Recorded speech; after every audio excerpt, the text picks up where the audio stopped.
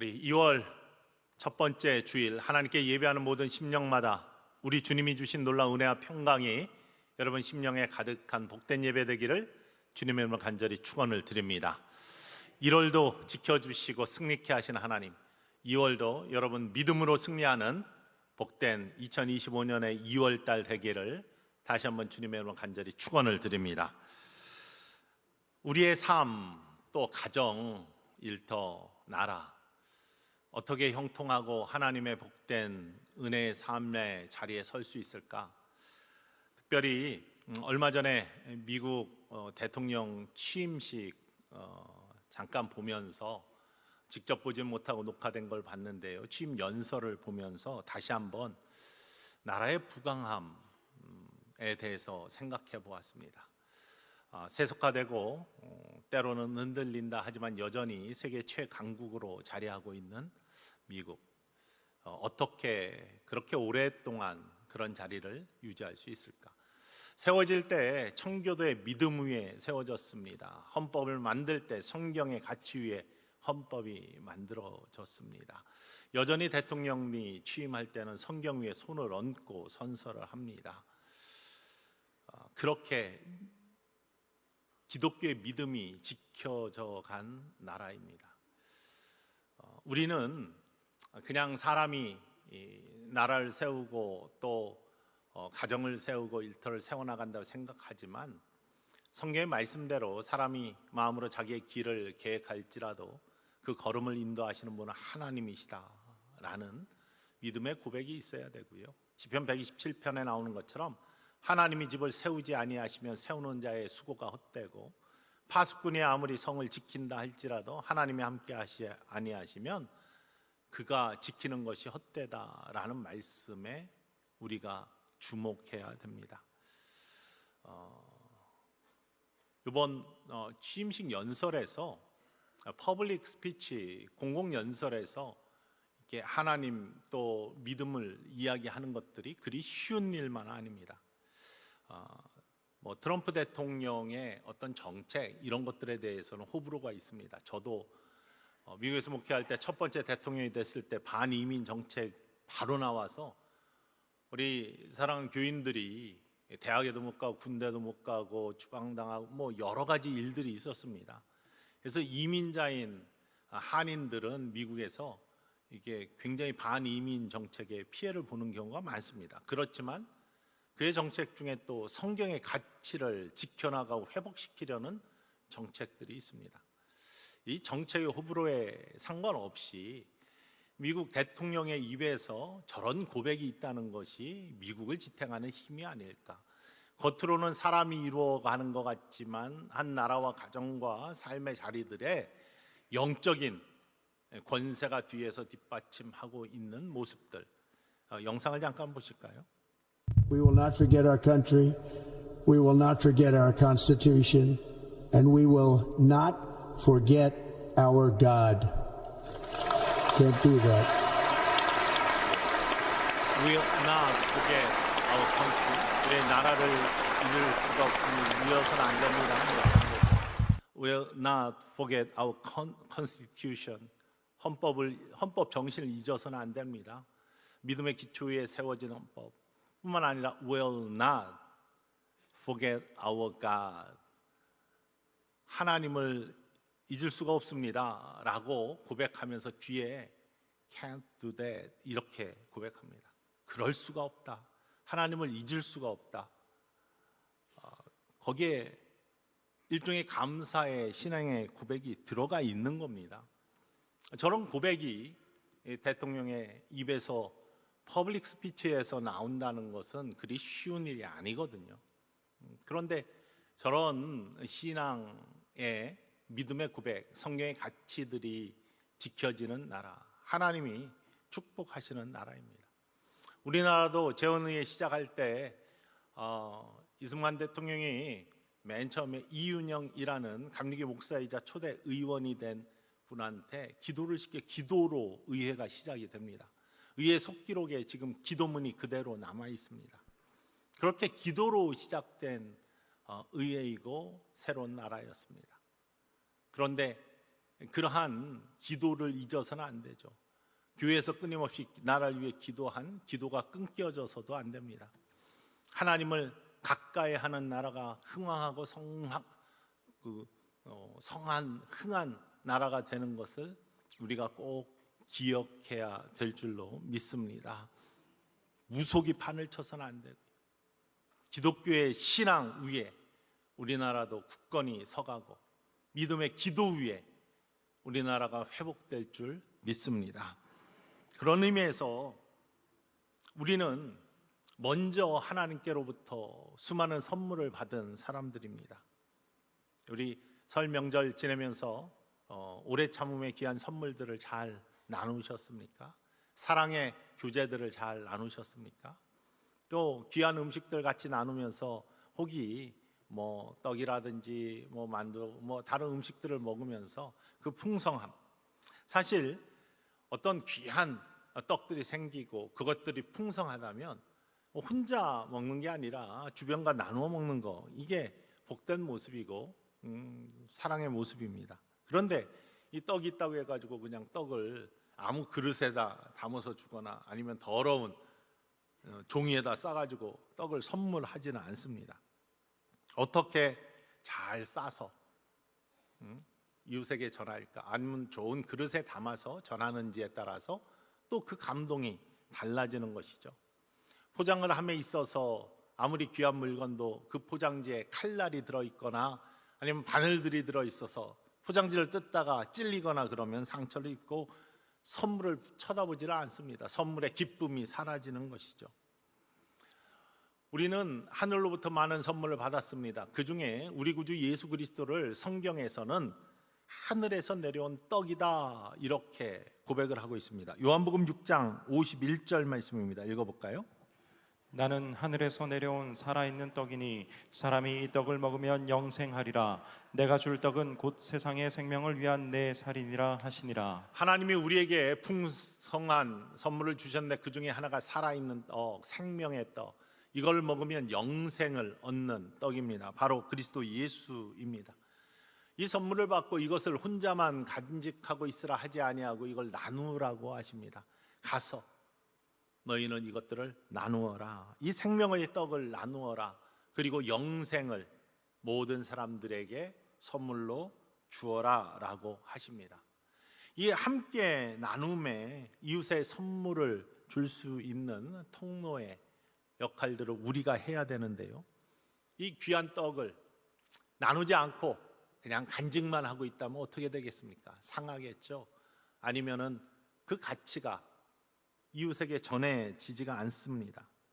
말씀드린 대로 최고의 선물은요, 그 내용이 중요하고 포장이 중요하고 전달하는 마음이 중요합니다. 그래서 이 귀한 선물, 하나님이 우리한테 값없이 주신, 거저 주신 선물들, 이거를 이웃과 나눔에 있어서 하나님이 그렇게 우리를 부르셨고 우리에게 사명을 주셔서 그 사랑을 나눔으로 말미암아 우리가 하나님을 잊지 않는 백성이 되고 하나님을 믿고 하나님을 의지하는 축복의 백성이 될 수 있습니다. 그 사랑의 포장지에 여러 디자인이 있다고 했습니다. 그 디자인들을 4절로부터 7절까지 고린도전서 13장에서 여러 가지 모양으로 고백을 하고 있습니다. 그 첫 번째가 오래 참음이었고요, 우리가 지난주에 함께 나누었습니다. 서로 다름을, 사람에 대한 참음, 이것들을 통해서 선물의 귀중함을 잘 전달할 수 있다. 두 번째가 온유입니다. 온유함. 그리고 시기하지 아니하고 자랑하지 아니하고 교만하지 아니한 것, 이게 4절에 나오는 사랑의 포장지의 아름다운 디자인의 모습입니다. 그 첫 번째로 온유한 모습입니다. 크리스투에타이라고 히라보로 되어 있는, 크리스투에타이라고 되어 있는 이 온유, 번역하자면 영어로 kind, 친절하다, 아니면은 gentle, 아니면 meek, 이렇게 번역이 다 비슷비슷한 뜻입니다. 그런데 온유라고 우리말로 번역되어 있는 뜻을 그대로 살리자면 따뜻하고 부드러움이라고 할 수 있습니다. 이 따뜻하고 부드러움이 왜 중요하냐, 왜 사랑의 포장지의 귀한 모습 중에 하나이냐, 바로 이 따뜻하고 부드러움 속에서 생명이 시작되고 회복이 시작되기 때문입니다. 온유함 속에 생명을 살리는 회복되는 놀라운 역사가 있기 때문에 온유한 마음은 굉장히 중요합니다.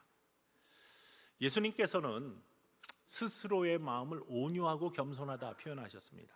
마태복음 11장 28절부터 보면 수고하고 무거운 짐진 자들아 다 내게로 오라 내가 너희를 쉬게 하리라 라고 말씀하십니다.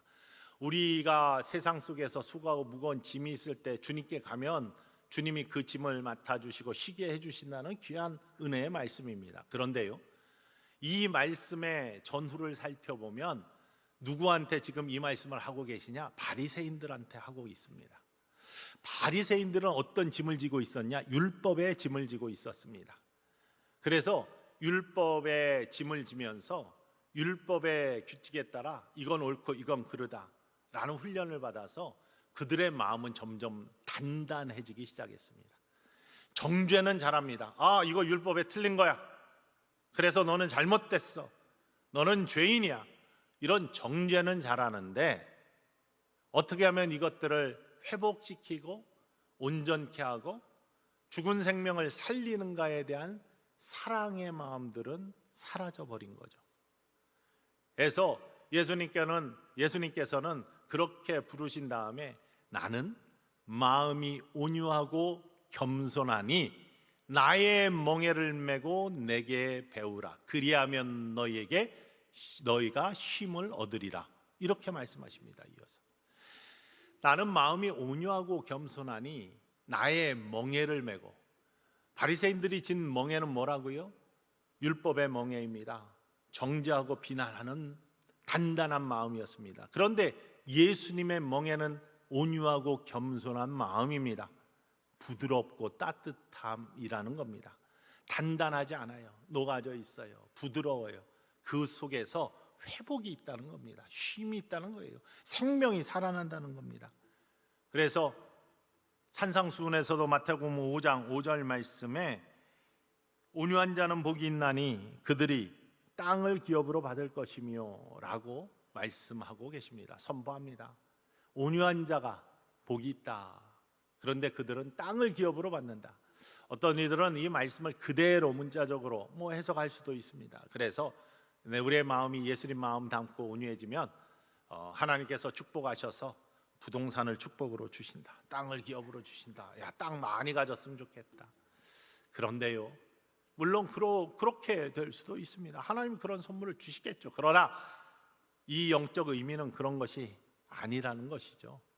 땅을 기업으로 준다는 것은 더 많은 생명을 살려낼 수 있는, 싹을 트게 할 수 있는, 회복을 하게 할 수 있는 그러한 통로로 온유한 마음의 사람들을 하나님이 사용하신다. 천국의 백성의 모습은 다른 것이 아니라 예수 그리스도의 마음처럼 온유한 마음을 가진 사람들인데, 그게 사랑의 모습인데, 이 사랑의 포장지로 복음과 그리스도 예수의 생명의 떡을 나르는 자, 생명을 회복시키고 다시 평온케 하시는 하나님의 은혜를 만나게 하는 축복의 통로로 쓰임받는다는 것이죠.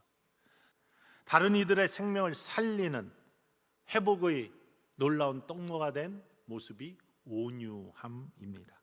이 사랑의 포장지 온유로 여러분들도 예수님의 마음을 닮아 그 온유함으로 그 멍에를 메고 힘든 거지만 이 사랑의 포장지로 놀라운 복음과 사랑과 은사를 포장하여 이웃의 나눔으로 말미암아 하나님의 축복의 통로로 쓰임받는 저와 여러분 모두 되기를 주님의 이름으로 간절히 축원을 드립니다. 그 다음의 모습이 시기하지 아니하며, 사랑은 자랑하지 아니하며 교만하지 아니하다. 시기, 자랑, 교만, 거꾸로 이야기하면 이것이 사랑의 모습이 아니하며 라고 되어 있으니까 겸손하고 진실하고 질투하지 아니하는 것라고 이야기할 수 있습니다. 시기하지 않는다. 이 시기란 말은 헬라어로 젤로이라고, 젤러스하고 영어하고 같은 맥을 갖고 젤로이라는 말입니다. 원래 이 젤로이란 말은 원래 본 뜻은 이 갈망하는 것, 열정을 갖는 것, 이런 뜻입니다. 여러분, 이런 게 좋잖아요. 뭔가를 꿈꾸고 갈망하고 열정을 갖는 게 얼마나 좋은 일입니까? 그런데 이게 제대로 된 비전을 가지고 하나님이 주신 꿈을 꾸면서 열정을 다하고 갈망하면서 그 길을 나아가는 건 좋은 건데, 이것에 마음이 삐뚤어지고 지나치게 나아가면 그것이 질투가 되어버리는 거예요. 열망이 삐뚤어지면, 지나치면 질투가 되어버립니다. 그래서 시기가 되어버립니다. 사촌이 땅을 사면 함께 기뻐해주고 격려해줘야 되는데 배가 아파지기 시작하는 거예요. 나는 안 되는데 왜 잘 될까? 그러면서 배가 아파지기 시작하는 거예요. 그게 시기하는 모습입니다. 그런 모습 속에서는 온전한 사랑의 포장지의 역할을 감당할 수 없다는 겁니다. 자기의 영혼도 상하지만 다른 이의 영혼도 상하게 되어 있어요. 관계가 깨어지게 되어 있습니다. 자랑하지 아니하며, 마찬가지입니다. 페르페르에타이라는 헬라어로 되어 있습니다. 페르페르에타이라는 말은 다른 것이 아니라 자아사랑이 지나친 것이라는 뜻입니다. 자아사랑이 지나쳐, 다른 말로 표현하면 자아가 충만하다는 것이죠. 내가 그리스도와 함께 십자가에 못 박혔나니 그런즉 이제는 내가 사는 것이 아니요 내 안에 그리스도의 영이 나와 함께 하시는 것이.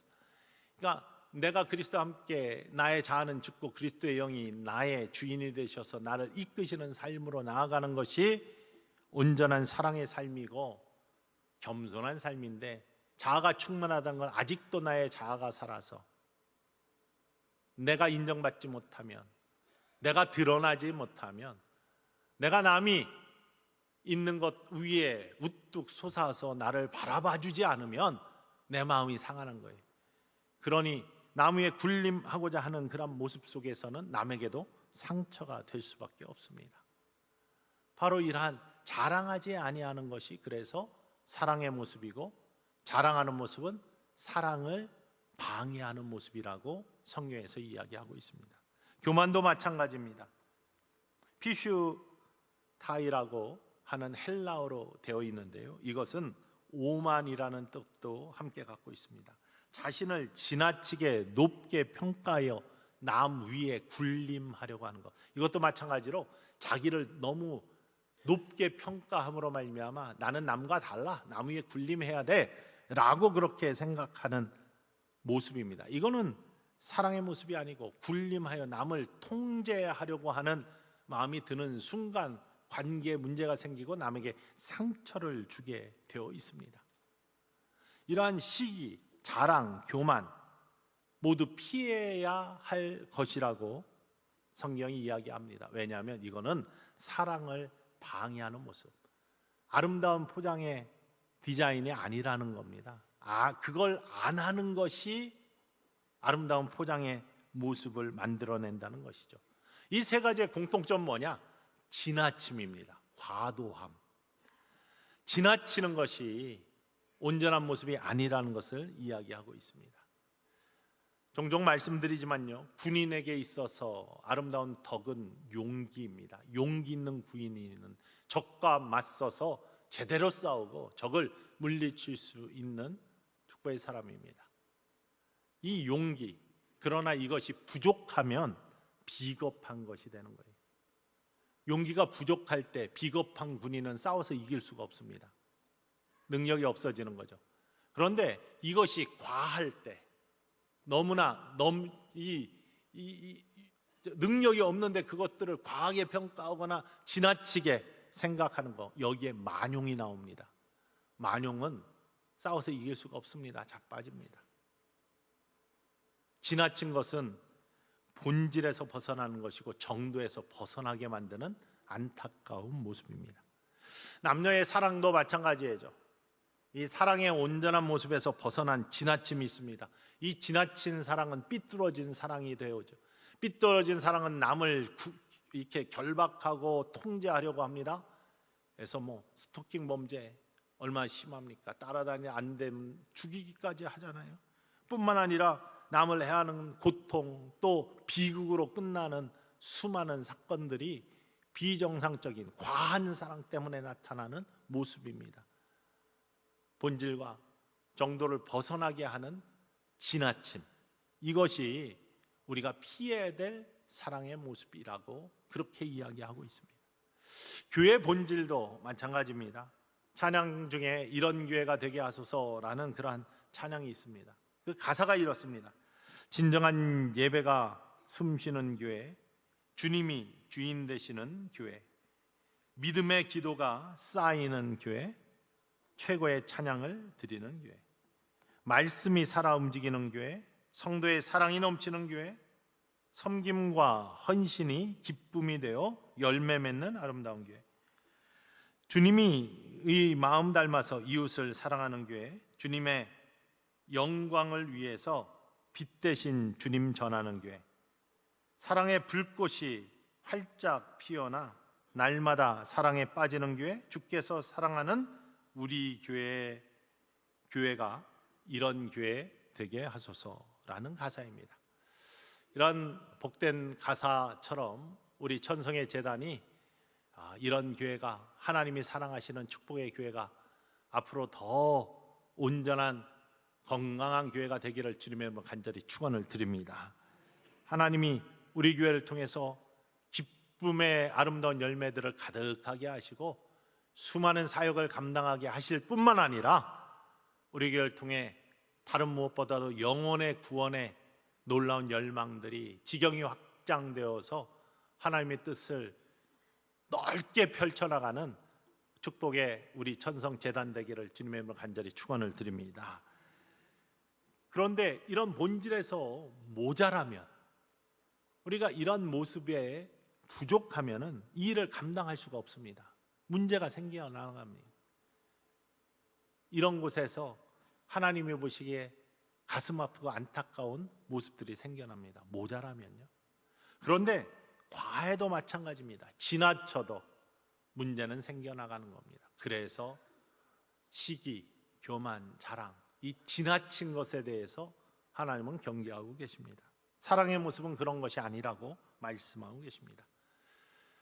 진정한 예배가 드려져야 되는데요, 그러려면 예배를 드리는, 나를 하나님께 드리는 예배를 드려야 되는데 그게 아니라 이렇게 참되고 영건한 예배 대신에 많은 사람들에게 매혹적이기 위해서 화려하게 보여주는, 해서 자랑하는 예배를 드릴 때 하나님은 없어지고 하나님의 영은 사라지고 그 안에 눈에 보이는 즐거움만이 남아있는 그런 지나친 예배, 이거는 온전한 모습의 본질이 아니라는 것이죠.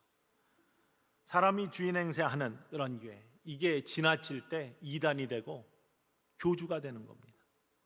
뿐만 아니라 믿음의 기도가 온전히 쌓이는 교회가 되어야 되는데 너무나 신비한 것만 강조해가지고 신비주의로 이끌거나 세속적인 비나이다에 얽매여서 이것들이 지나치게 되면은 그 교회는 건강을 잃어버리고 문제가 생기게 되어 있습니다. 하나님이 보시기에는 모두가 다 하나님의 자녀들입니다. 세워진 교회들을 통해서 하나님은 하나님 나라가 지경이 확장되기를 원하시고 구원의 감격에 파도들이 넘쳐나 세상 속에 물이 바다 덮음같이 덮여지기를 원하시는 거예요. 그런데 우리끼리만 잘 되면 된다, 우리만 잘 되면 된다. 사실은 교회 부흥에 있어서 가장 중요한 것은요, 믿지 않는 자들이 우리의 교회를 통해 가지고 예수님 만나고 구원의 확신을 가지고 천국의 백성이 되고 삶이 변하고 회복의 놀라운 능력과 놀라운 하나님의 신비를 경험하고 은사를 경험하고 또 헌신의 기쁨들을 나누게 되는 변화된 삶으로 들어오는 것이죠. 그게 하나님께서 가장 기뻐하시는 삶입니다. 물론 교회에서 교회로 이전을 함으로 말미암아 교회가 더 커져갈 수도 있습니다. 그런데 하나님의 눈에서는요, 그 자식이 그 자식인데 죽어가는 영혼이 살아나는 것, 믿지 않던 자들이 믿음으로 들어오는 것, 이게 정말로 하나님의 기쁨이 될 겁니다. 근데 요즘은 공동체 이기주의가 너무나 심해져서 우리만 잘 되면 된다, 다른 데는 어떻게 돼도 상관없다, 아니면은 내가 싫어하는 것은 같은 교회인데도 남을 저주하게 돼, 아니, 교회를 저주하면 그리스도 예수를 저주하는 것이고 그리스도의 몸된 예수를 저주하는 것에 하나님의 축복이 있겠습니까? 같이 다 살고 같이 다 흥해야 되는 하나님의 자녀들인데, 여러분, 첫째 아들과 둘째 아들, 셋째 자녀들이 쭉 있어요. 딸도 있고. 근데 누구 하나는 잘 되고 누구 하나는 되게 안 되면은 마음이 기쁩니까? 다 잘 돼야지 부모된 입장에서는 기쁜 것입니다. 그게 하나님의 마음일 겁니다. 그러니 우리는 우리만 잘 된다는 그러한 이기주의에서 벗어나야 돼요. 그게 사랑의 모습이라는 거예요. 본질에서 벗어나면 과하면 안 되는 거예요. 찬양도 마찬가지고요. 우리들은 이러한 사랑이라는 포장지로 하나님이 값없이 주신, 거저 주신 선물들을 이웃에 나르라는 사명을 받았습니다. 복음을, 사랑을, 은사를, 복음을 나누고 사랑을 나누고 은사를 나누는 삶으로 초대되었습니다. 근데 이걸 잘 날라야 돼. 사랑이라는 포장지로, 그리고 감사한 마음으로 이걸 이웃에 나를 책임을 맡았습니다. 특별히 오늘 예수 그리스도는 생명의 떡이다. 귀한 떡을 선물로 받았는데 우리만 먹고 끝나는 것이 아니라 그걸 먹으면 영생을 얻는 귀한 선물의 떡들 많이 함께 나누라고 주셔서 그걸 전해야 됩니다. 포장이 잘못되면 안 먹는다니까요. 이들이 더러운 데 쌓여서 가면 내가 삶이 경건치 못하고 내 삶이 그리스도 예수를 담는 삶이 안 돼 더러워진 것으로 이웃에게 전할 수가 없습니다. 그래서 예수님을 닮아가는 예수님 자녀의 삶을, 제자의 삶을 살아야 되는 것입니다. 뿐만 아니라 내가 전하는 것, 바늘이나 칼같이 포장지를 뜯기도 전에 내 손이 다치고 내 마음이 다치는 상처를 주는 모습이 있다면 그 내용물을 쳐다보지도 않을 겁니다. 그러니 포장지가 얼마나 중요한지 알 수 없다는 것이죠. 여러분, 오늘 본문 말씀 중에 사랑 본문 다 읽었지만 오늘 4절 말씀 함께 다시 보기를 원합니다. 사랑은 이런 것입니다. 이런 포장지로 여러분의 삶이 이루어지기를 주님의 이름으로 간절히 축원을 드립니다. 사랑은 오래 참고, 사랑은 온유하며, 시기하지 아니하며, 사랑은 자랑하지 아니하며, 교만하지 아니하며. 여러분의 삶에 특별히 오늘 함께 나눈 온유함, 따뜻하고 부드러운 예수님의 마음으로 여러분들의 마음이 닮아져서 많은 사람들에게 쉼을 주고 많은 사람들의 생명이 살아나고 평안을 누리게 할 수 있는 축복의 통로로 쓰임받는 우리 천성의 모든 가족들 되기를 주님의 이름으로 간절히 축원을 드립니다. 뿐만 아니라 시기하지 아니하며, 자랑하지 아니하며, 교만하지 아니하며, 과하지 아니한 본질을 지켜내고 정도를 지켜내는 믿음의 삶을 사심으로 말미암아 많은 이들에게 하나님이 값없이 주신 귀한 선물을 함께 나누며 이 땅을 하나님의 은혜의 땅으로, 하나님이 함께 하시는 기쁨의 땅으로, 하나님이 축복하시는 은혜의 땅으로 이루어 나가는 작은 씨앗들이 되셔서 빛과 소금이 되셔서 우리로부터 출발한다, 나로부터 쓰임받기를 원한다, 간절한 고백이 있고 결단이 있을 때 최고의 선물을 나누는 통로로 쓰임받는 하나님의 복된 자녀들이 되실 줄 믿고 그 일을 감당하실 수 있는 저와 여러분 올 한 해가 되기를 주님으로 간절히 축원을 드립니다.